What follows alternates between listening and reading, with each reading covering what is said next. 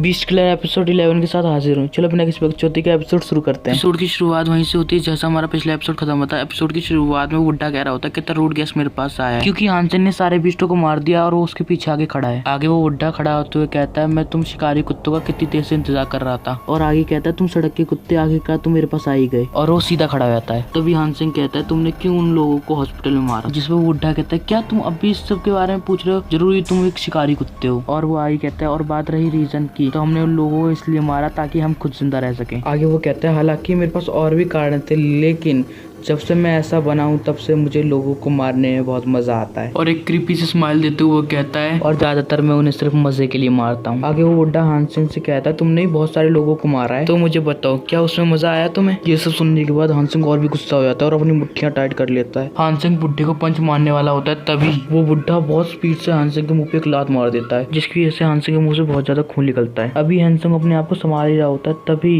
जो बुड्ढा होता है हानसेन का हाथ पकड़ लेता है और उसे चक्री की तरह गोल गोल घुमा देता है। हानसेन अपने मन में सोचता है ये बुड्ढा कितना ज्यादा ताकतवर है। तभी वो बुड्ढा एक छलांग लगाता है और हानसेन के मुंह के पास आ जाता है और अपने हाथ से हानसेन के मुंह को जमीन में गाड़ देता है जिसकी वजह से हानसेन की नाक टूट जाती है। आगे वो बुड्ढा हानसेन को देखते हुए कहता है तुम बहुत जवान हो, तुम्हारे पास बिल्कुल भी एक्सपीरियंस नहीं है। आगे वो बुड्ढा हानसेन से कहता है तुम्हारे साथ तो ये बहुत बुरा हुआ, तुम्हें कोई अच्छा मेंटोर नहीं मिला वरना तुम बहुत ज्यादा स्ट्रांग हो सकते थे। आगे वो बुड्ढा हानसेन को जिंदा देख के हैरान हो जाता है और कहता है तुम तो बहुत ज्यादा टफ हो। आगे वो बुड्ढा अपने हाथ को एक स्नेक की तरह खड़ा कर लेता है और कहता है हानसेन से जल्दी खड़े हो जाओ। आगे वो बुड्ढा मार्शल आर्ट की पोज में खड़ा रहता है और अपनी मुंडी को 180 डिग्री घुमा देता है। और वो आगे हानसेन से कहता है क्या तुम चाहते हो मैं तुम्हें कुछ ट्रिक सिखाऊं। ये सुनते ही हानसेन गुस्से में खड़ा हो जाता है और कहता है तुम मुझे मार नहीं सकते। तभी वो बुड्ढा अपने हाथों से हमले की बारिश कर देता है। हानसेन उसके बुड्ढे के हमलों को ब्लॉक कर रहा होता है लेकिन तभी उस बुड्ढे की एक कोनी आके हानसेन के मुंह पे लगती है और हानसेन तभी अपने मन में सोचता है ये बुड्ढा मेरे से बहुत ज्यादा स्ट्रॉन्ग है। तभी वो बुड्ढा अपने हाथों की मदद से हानसेन के पेट में हमला कर देता है और कहता है तुम मुझसे बहुत ज्यादा कमजोर हो।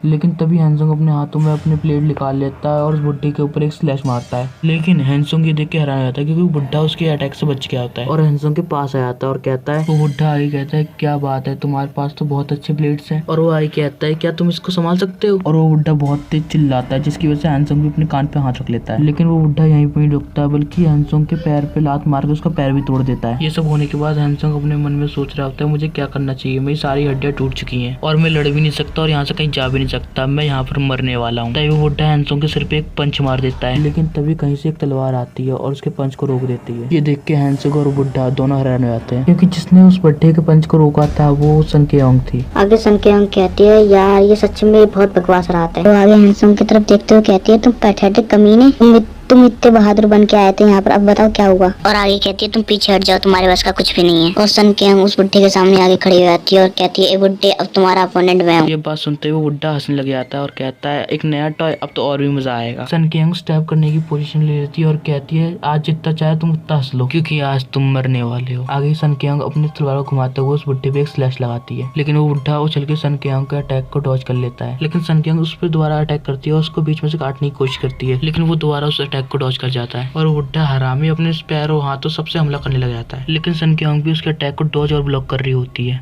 वो बुड्ढा ये सब देखने के बाद अपने मन में सोचता है ये तो बहुत अच्छी तरह से ट्रेन गर्ल है। तभी वो बुड्ढा सन केओंग के ब्लेड को पकड़ लेता है और कहता है इससे कोई फर्क नहीं पड़ता क्योंकि तुम अभी बिगनर हो और मैं लेजेंड हूँ। आगे वो बुड्ढा सन केओंग के चेस्ट पे हमला कर देता है लेकिन सन केओंग अपने पैर को बीच में ले आती है और उसके अटैक को ब्लॉक कर लेती है। अभी बुड्ढे ने सन केओंग के पैर को पकड़ा ही होता है लेकिन तभी सन केओंग अपने पैर को किसी सांप की तरह लपेट देती है और उस बुड्ढे आदमी के चेहरे पे आके उसकी लात। चलो दोस्तों आज का एपिसोड यहीं खत्म होता है। अगर आपको एपिसोड अच्छा लगा तो कमेंट करके जरूर बताना।